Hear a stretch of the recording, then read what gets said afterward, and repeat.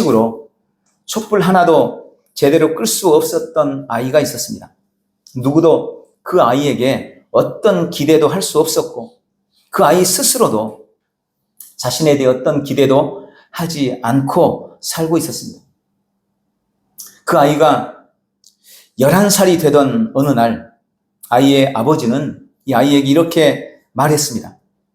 네가 만약 전능하신 하나님을 참으로 신뢰한다면 오히려 네가 겪고 있는 이 장애 때문에 많은 사람들이 너를 주목할 것이고 너는 역사에 신화적인 기적을 남기는 놀라운 삶을 살 수 있을 것이다. 네가 만약 믿음이 있다면 또 전능하신 하나님을 참으로 신뢰한다면 네가 가진 이 장애는 반드시 극복될 거고 그 장애 때문에 오히려 너는 많은 사람들에게 주목을 받고 시대를 위해 역사를 위해 큰 일을 감당하는 위대한 사람이 될 수 있을 것이다. 이 말을 아버지께로 듣게 된 겁니다. 지금껏 누구에게도 또 자기 스스로에게도 단 한 번도 기대감을 갖지 않았던 이 소녀는 아버지의 이 말을 듣고 가슴이 뛰었습니다. 그리고 그때부터 그는 자신의 인생을 하나님께 맡기고 믿음을 가지게 되었습니다. 그는 믿음으로 23세가 되던 해에 뉴욕주를 대표하는 의회 의원이 되었고 그 후에는 뉴욕의 주지사가 되었고 부통령을 거쳐서 미국 역사의 가장 어두웠던 시절에 미국의 신화를 재건했던 대통령이 되었습니다. 그리고 그는 1907년에 노벨상도 수상하게 되었습니다. 그 사람의 이름은 시어도어 루즈벨트입니다. 루즈벨트 대통령, 그는 장애를 앓았어요. 소아마비였습니다. 어쩌면 지금 같았으면 별로 인기를 못 끌었을 수도 있었겠죠. 그러나 그는 미국의 가장 암울한 시대에 가장 위대한 일을 담당했던 사람이 되었습니다. 큰 그릇에 많은 물이 담기는 것처럼 큰 믿음은 큰 사람을 만들어냅니다. 오늘도 믿음의 능력을 힘입고 승리하는 우리 모든 지체들이 되시기를 예수님의 이름으로 축원합니다. 창세기 15장 6절에 보면 이렇게 말씀합니다. 아브라함이 여호와를 믿으니 여호와께서 이를 그의 의로 여기셨다. 성경에 나오는 인물 중에 믿음이라는 단어가 가장 먼저 직접적으로 사용된 사람이 바로 아브라함입니다. 우리가 믿음의 사람들을 지금 살펴오면서 이전에 살펴봤던 아벨이라든지 에녹이라든지 노아라는 사람들도 다 믿음의 사람들이었죠. 그러나 그들에 대해서 그들의 삶에 있어서 직접적으로 믿음을 언급하지는 않았습니다. 다만 히브리서 기자가 그들의 삶을 조명하면서 그들의 인생이 믿음의 삶이었다라고 말한 것이죠. 그러나 아브라함은 직접 그의 삶에 이 믿음이라는 단어가 등장하는 거예요. 그래서 어쩌면 우리가 믿음의 조상이라고 아브라함을 지칭하고 있는지도 모르겠습니다. 사실 아브라함의 믿음에 대해서는 성경의 여러 곳에서 다양한 모습으로 기록되고 있습니다. 지난주에 살펴봤던 노아나 그 전에 에녹이나 아벨들도 믿음의 삶을 살았지만 그들에 대해서 성경에서 차지하는 비중은 매우 작죠. 아벨 같은 경우, 노아 같은, 아니죠. 에녹 같은 경우는 겨우 한 문장, 한 단어, 겨우 두 줄, 그 정도로 그의 삶을 요약했을 뿐이에요. 그런데 이 아브라함에 대해서는 창세기 12장부터 24장까지 무려 창세기 12장에 걸쳐서 그의 삶을 조명하고 있습니다.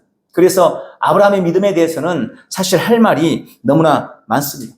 그 중에 오늘 본문 히브리서 기자가 히브리서를 통해서 말씀하고 있는 이 아브라함의 믿음에 대해서 함께 은혜를 나누려고 합니다.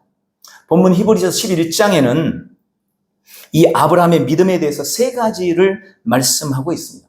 그는 먼저 믿음으로 하나님의 부르심에 순종했다고 기록하고 있습니다. 오늘 8절에 믿음으로 아브라함은 부르심을 받았을 때에 순종하여 장래의 유업으로 받을 땅에 나아갈새 갈 바를 알지 못하고 나아갔으며 라고 기록합니다. 8절에 보면 아브라함을 부르시는 하나님의 부르심이 먼저 있었다는 것을 우리는 알게 됩니다. 여러분, 우리가 믿음을 가지고 있죠. 그러나 우리의 믿음의 근거와 우리의 믿음의 출발점은 언제나 하나님의 부르심으로부터 시작한다는 것을 알아야 됩니다. 하나님이 부르셨고 그 부르심에 어떻게 반응하느냐가 우리의 믿음을 결정하는 것입니다. 어떤 사람은 하나님의 부르심에 순종함으로 반응하지만 어떤 사람은 하나님이 불렀어도 그 부르심을 거절하고 맙니다. 하나님의 부르심 앞에서 순종으로 내가 선택하고 결단하는 것, 그것이 바로 믿음인 것입니다. 요한복음 15장 16절에 이렇게 말씀합니다. 너희가 나를 택한 것이 아니요 내가 너희를 택하여 세웠나니. 여러분, 우리가 착각해서는 안 돼요.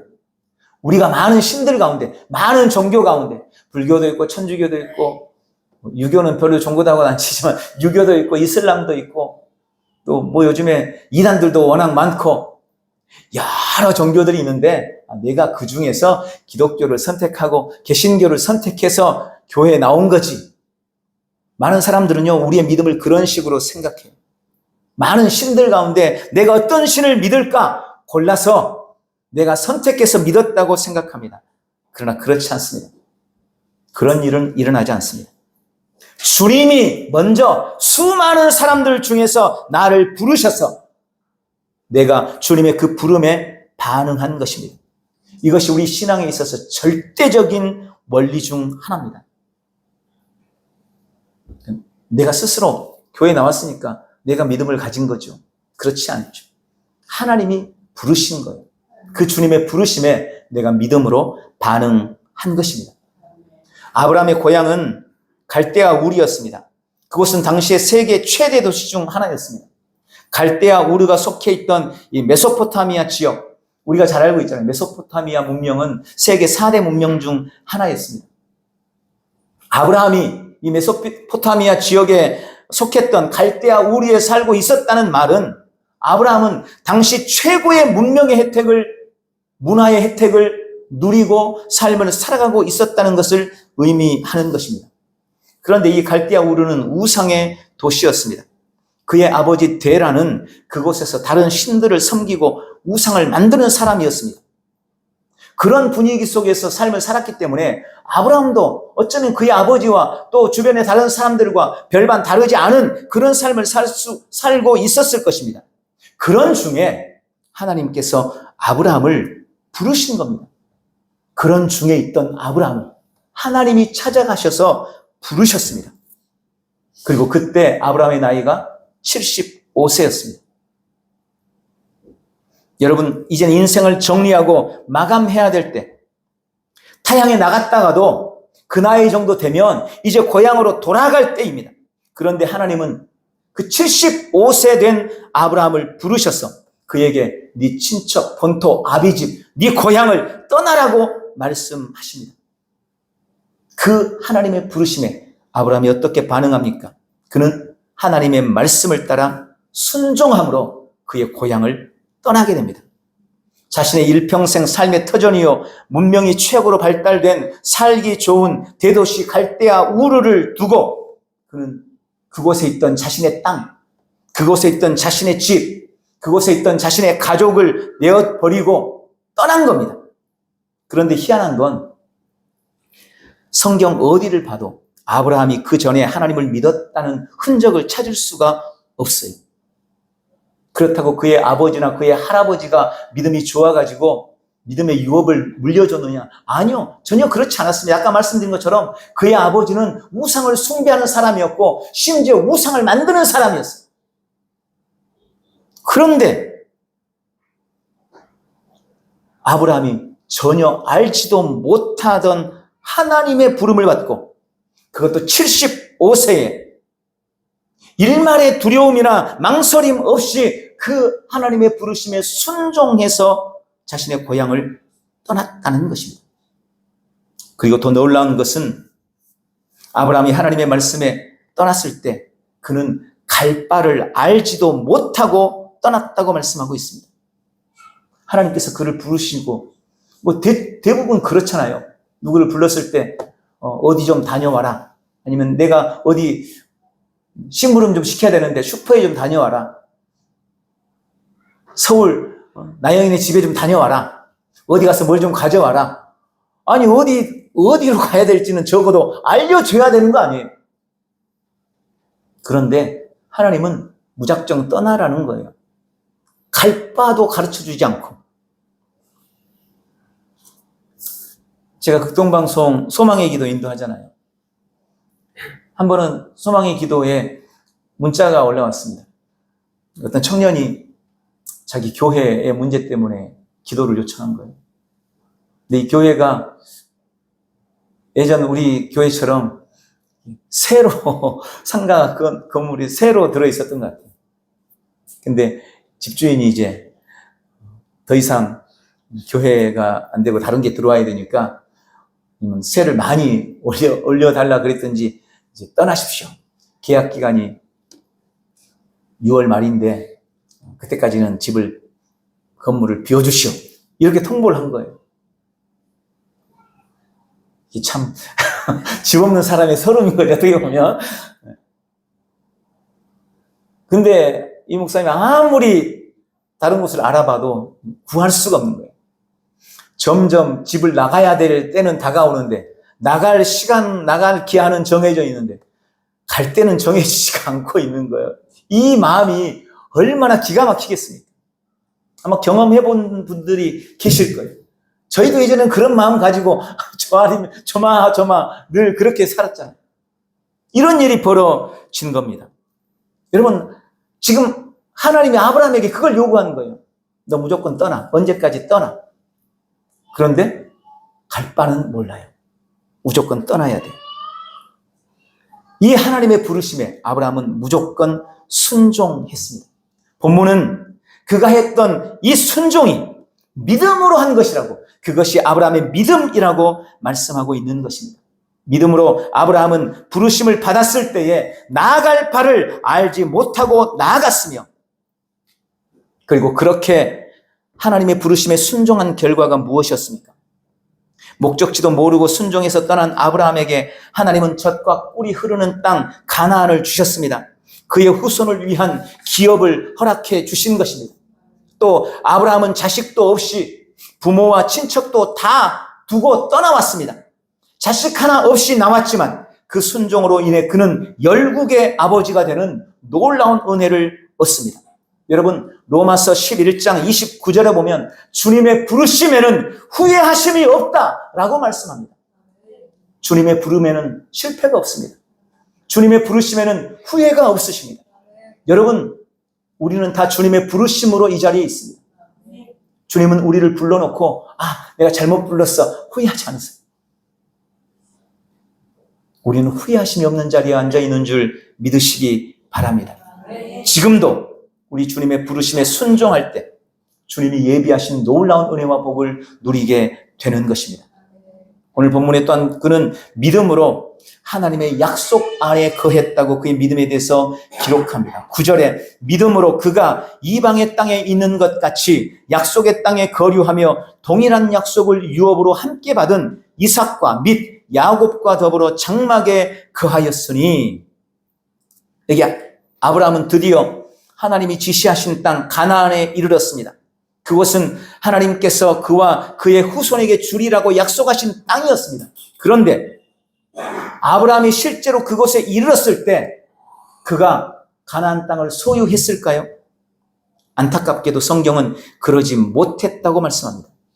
그게 오늘 9절의 의미입니다.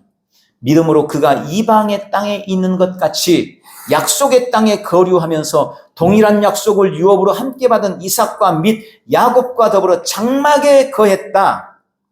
오늘 본문 9절에는 아브라함의 이 믿음의 여정이 주었던 고단함과 힘듦을 두 가지로 설명하고 있습니다. 첫 번째는 그는 약속을 받았음에도 어떤 유업도 받지 못했다는 것입니다. 약속하신 곳에 갔는데, 하나님이 가라 그래서 갔는데 유업을 받지 못했다는 거예요. 사도행전 7장 5절에 보면 스데반 집사가 죽어가면서 마지막 설교를 하죠. 그가 순교 직전에 이 부분에 대해서 이야기를 합니다. 그렇게 말씀합니다. 아브라함은 살아 생전에 그곳에서 발붙일 만큼의 유업도 얻지 못했다. 여러분, 기가 막힌 말씀을 하신 거예요. 아브라함이 기껏 75세 하나님의 말씀을 듣고 갈 바도 알지 못하고 무조건 고향과 친척, 부모도 다 버려두고 약속한 땅으로 갔더니, 그 땅에 갔더니 막상 자기한테 어떤 유업도 없는 거예요. 자기가 발 붙일 땅도 소유하지를 못한 겁니다. 그가 소유했던 땅은, 유일한 땅은 그의 아내 사라가 죽었을 때 매장할 곳이 없는 거예요. 그래서 족장한테 찾아가가지고 나에게 매장지를 좀 주시오. 그랬더니 그 족장이 넓은 땅을 준다 그랬더니 아니, 그거 필요 없고 작은 매장지만 하나 있으면 됩니다.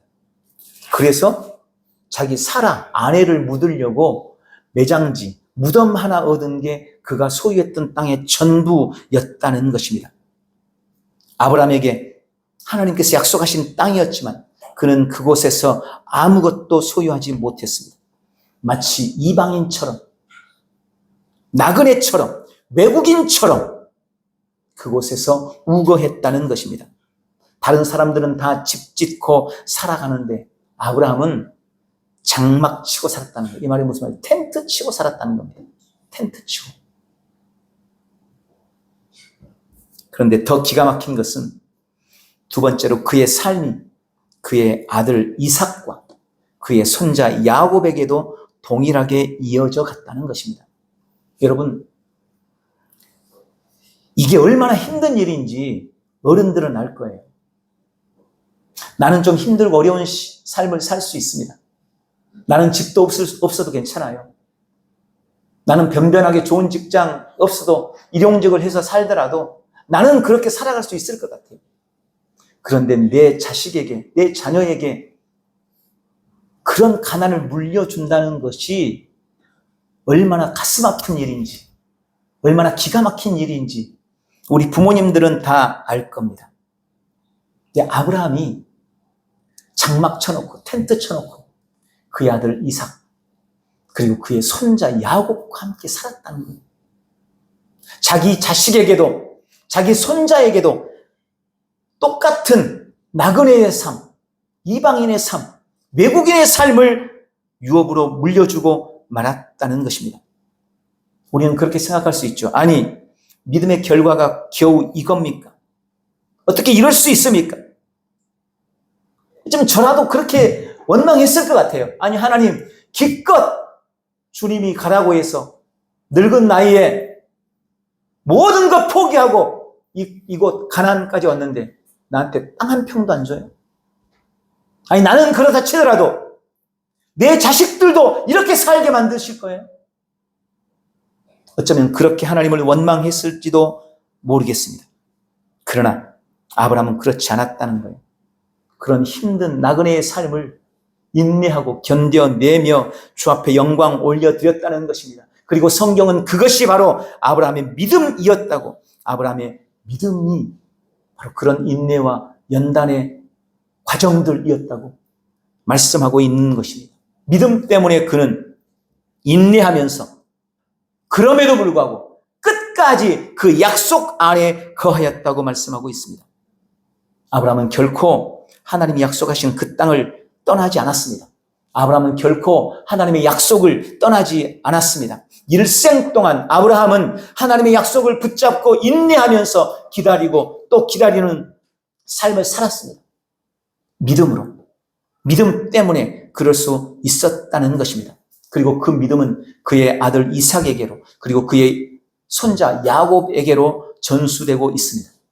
그럼 하나님의 약속이 온전히 이루어진 때는 언제였습니까? 야곱의 가족이 극심한 흉년을 피해 요셉이 있는 애굽으로 내려갔습니다. 그리고 400년 후에 다시 그들이 가나안으로 올라갑니다. 그때는 어떻게 됐습니까?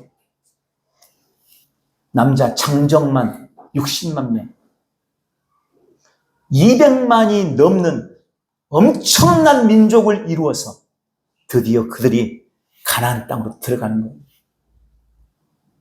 그리고 하나님께서 약속하셨던, 아브라함에게 말씀하셨던 그 땅, 젖과 꿀이 흐르는 진짜 가나안 땅을 그때서야 비로소 차지하게 되는 겁니다.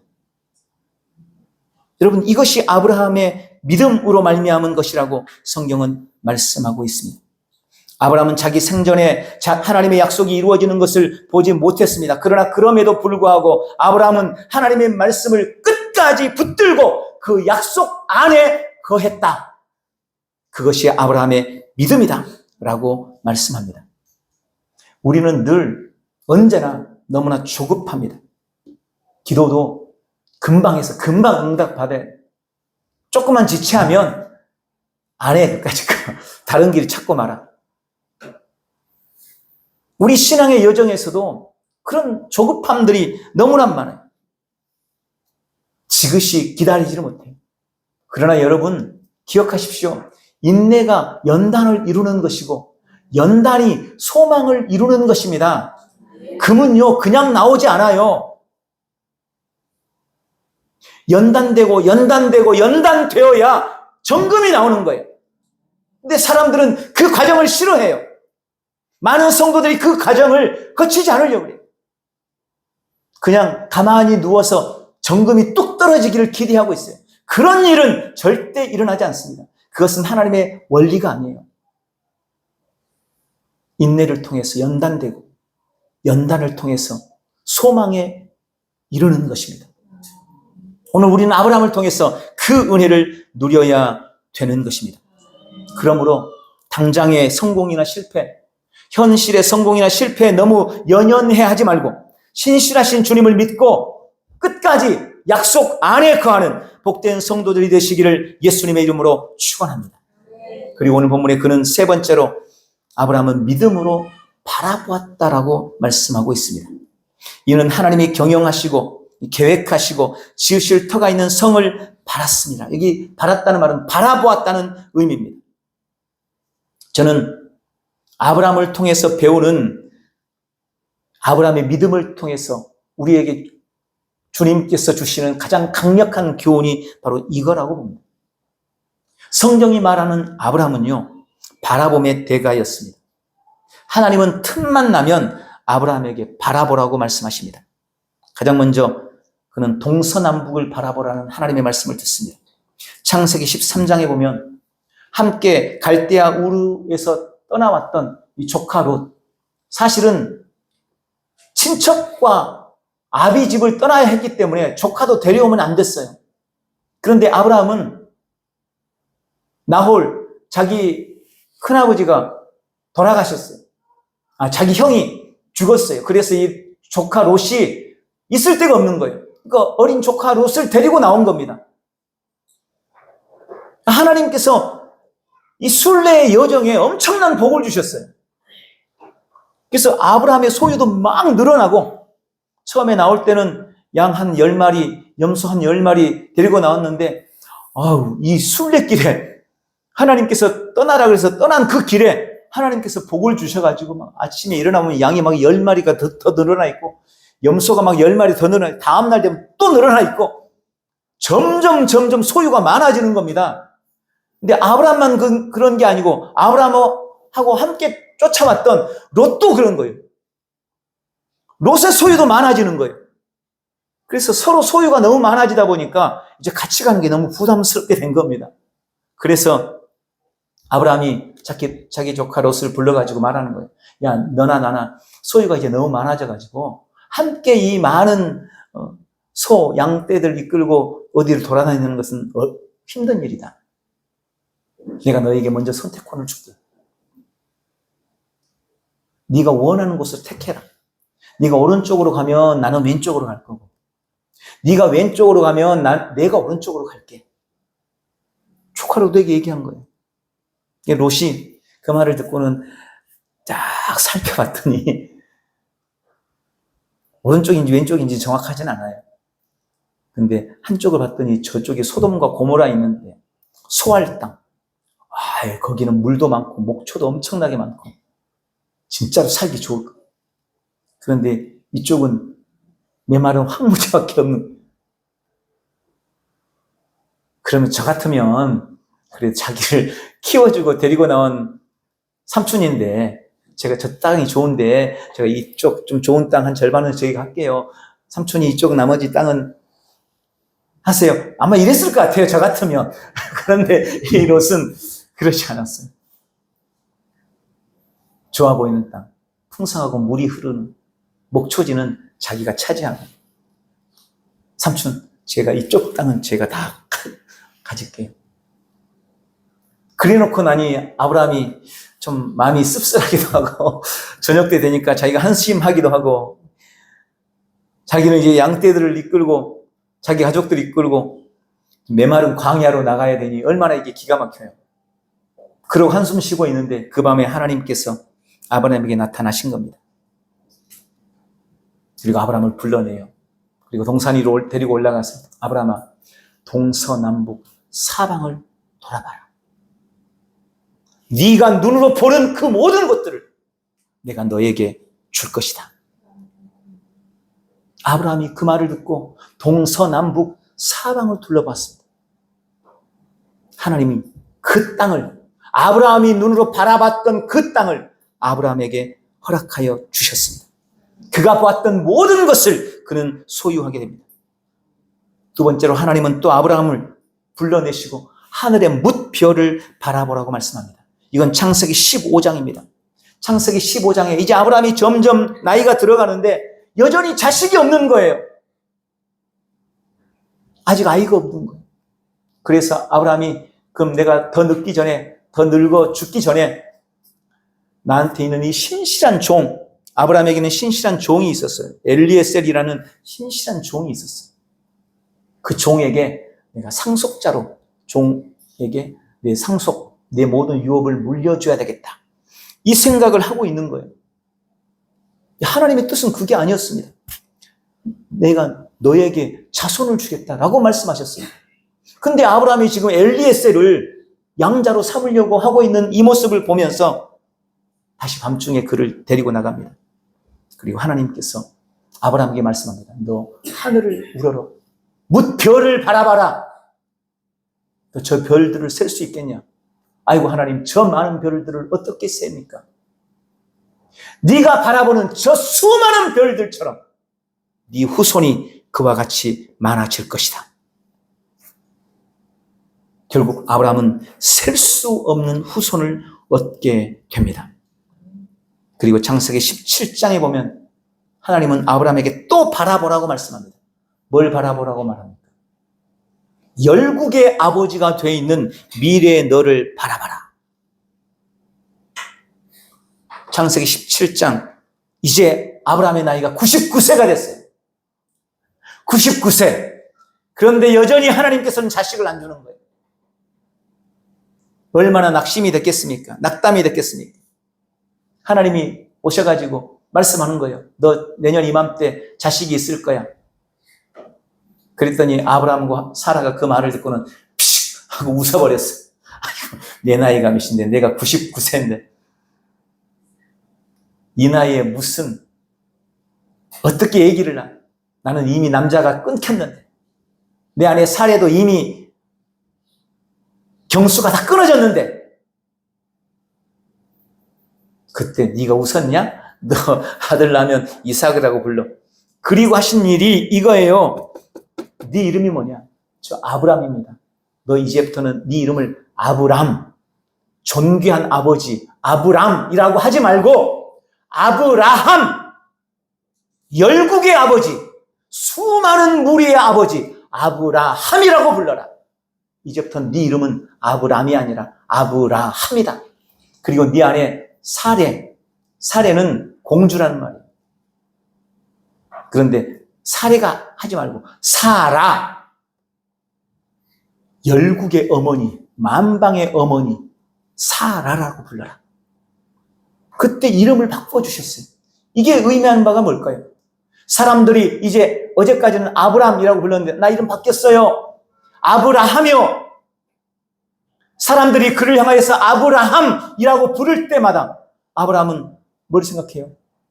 열국의 아버지가 되어 있는 자신을 바라보는 겁니다. 여러분, 제가 여러분한테 현충원 하면 어떤 생각이 떠오르세요? 지난주에 우리가 현충원 갔다 왔잖아요. 그게 떠오르는 거예요. 아니, 현충원이 넓어요. 그런데 우리가 지난주에 가서 봤던 그것만 떠올리는 거예요. 우리가 식당, 뭐 많으니까 여러분이 가장 맛있게 먹었던 그 식당이 기억이 나는 거예요. 떠올리는 거예요.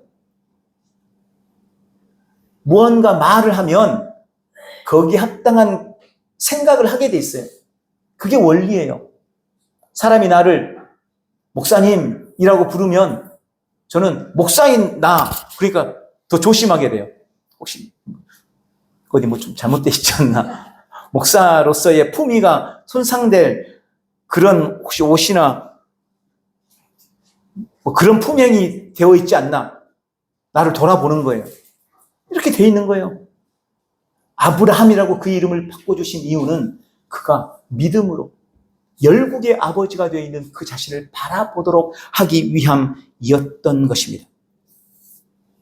아브라함은 하나님으로부터 부름받은 바로 그 순간부터 끊임없이 바라보는 삶을 살았습니다. 하나님이 그것을 요구했습니다. 믿음으로 차지할 땅도 바라봤고, 믿음으로 자손이 하늘의 별처럼 바다의 모래알처럼 많아질 것도 바라봤습니다. 그리고 바라본 그대로 이루어졌습니다. 그리고 그가 궁극적으로 바라봤던 것은 본문 10절에 말씀하고 있는 것처럼 하나님이 계획하시고 지으실 영원한 본향 하늘나라였습니다. 아브라함은 언제나 영원한 본향 하늘나라를 바라봤습니다. 영원한 천국을 바라봤기 때문에 75세 노구의 몸으로 본토 친척 아비집을 떠날 수 있었습니다.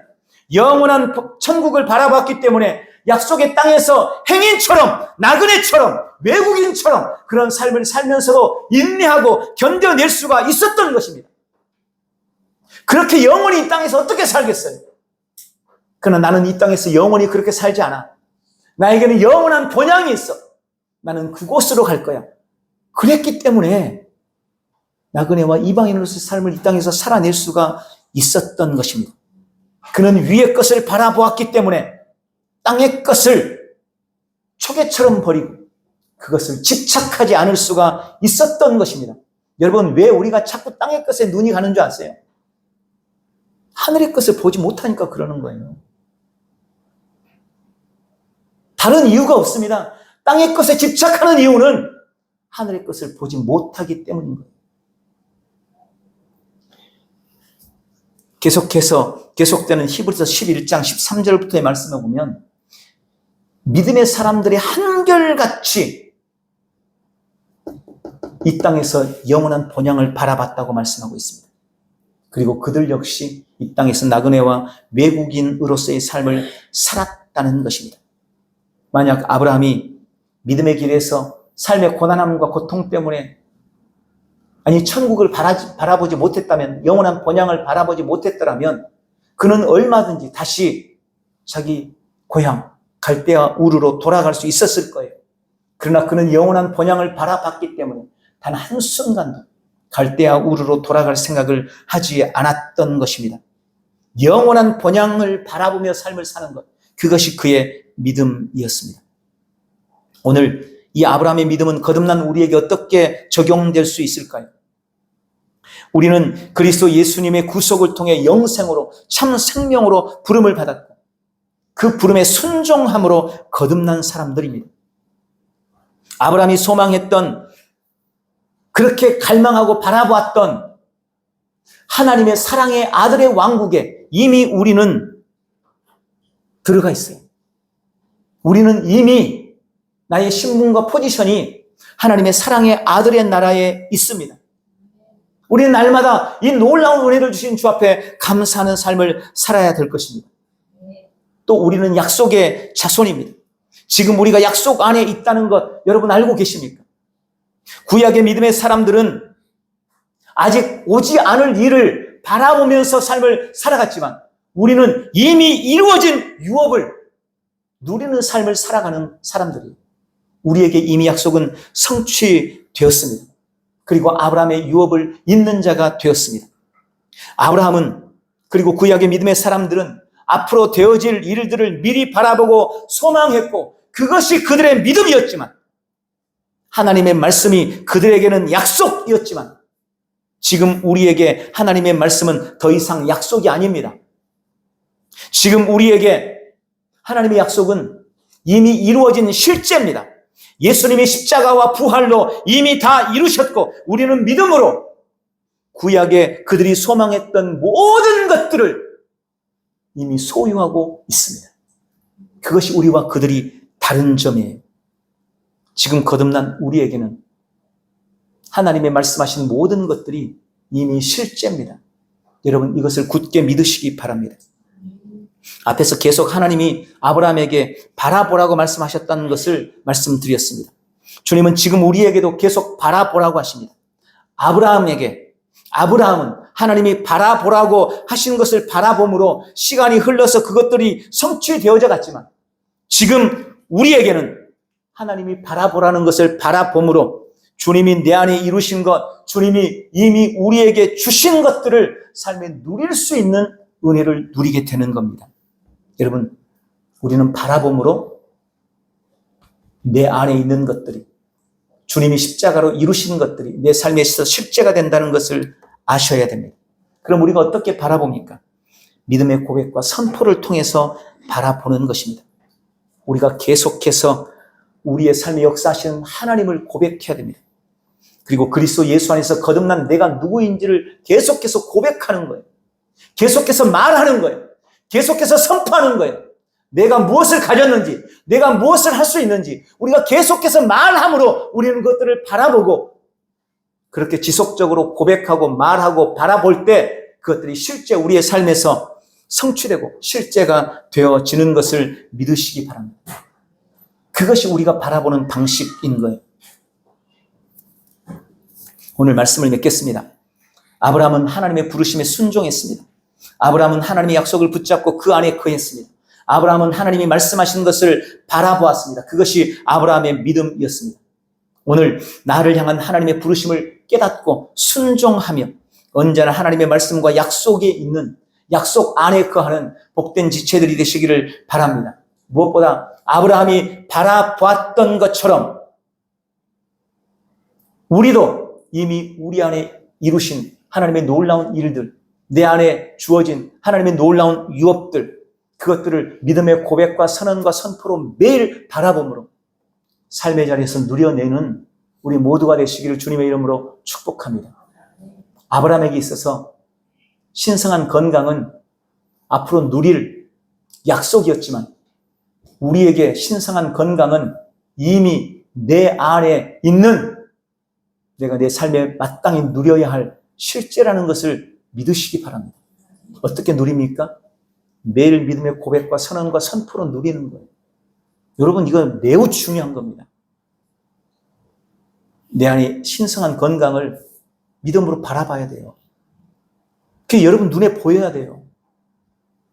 내 안에 있는 영생이 내 몸 안에 내 혈과 온 육체에 흐르고 있는 것을 자꾸 눈으로 바라봐야 돼요. 그러기 위해서는요, 입으로 계속해서 고백해야 돼요. 내가 말이 되지 않으면 절대 누릴 수 없어요. 내가 말을 못하는데 어떻게 그걸 누리겠습니까? 내가 고백을 못하는데, 내가 선언을 못하는데.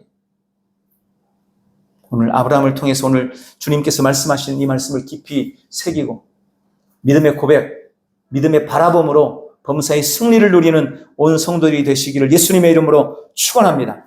기도하겠습니다. 사랑하는 아버지, 아브라함의 믿음의 유업을 잇는 자로 우리를 불러주셔서 감사합니다.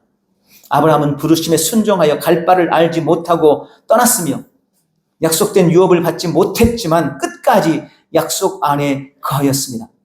그가 바라봤던 동서남북과 하늘의 별들과 수많은 민족을 이끄는 열국의 아버지, 그것이 이미 실제가 돼서 오늘 우리에게 교훈하고 있음을 오늘 말씀을 통해 깨닫습니다. 아브라함은 영원한 번영을 바라보며 이 땅에서 행인과 나그네로 살았으며 지금 수많은 믿음의 사람들이 따르는 믿음의 조상이 되었습니다. 주님, 오늘 아브라함이 바라봄으로 승리하고 성취했던 것처럼 우리의 믿음의 고백과 선포를 통해서 진짜 나를 바라보고 진짜 나로 살아내는 우리 모두가 되기를 선언하고 선포합니다. 그렇게 결단하고 결심합니다. 우리의 결심과 결단에 인을 쳐 주옵시고 오늘 우리가 믿음으로 바라볼 때, 우리가 믿음으로 선언하고 고백할 때 그 모든 것들이 우리의 삶에서 실제가 되도록 역사해 주시옵소서. 예수님의 이름으로 기도하옵나이다.